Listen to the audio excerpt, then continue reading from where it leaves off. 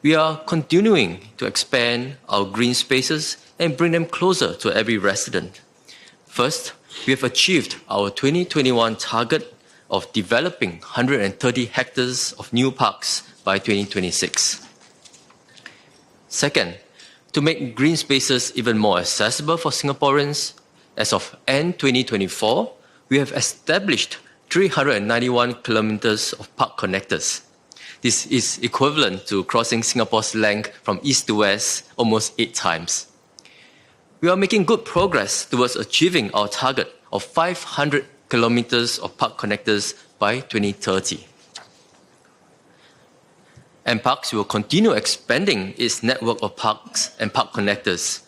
With 8 parks and 13 kilometers of park connectors added to our pipeline of green spaces, we target to develop more than 25 new parks and over 50 kilometers of park connectors, which Singaporeans can look forward to over the next 5 years.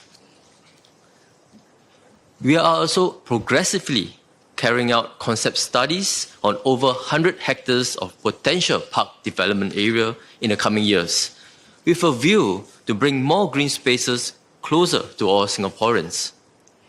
These complement our plans to enhance 13 southwestern parks, including transforming 3 of the parks into destination parks and the rejuvenation and greening of Orchard Road.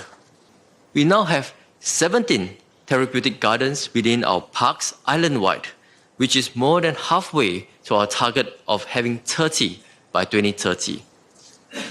So as we expand our network of parks in the coming years, we will incorporate more therapeutic gardens, landscapes, and pro-health features where feasible, such as the upcoming Teachers Estate Park and the park at Spottiswoode.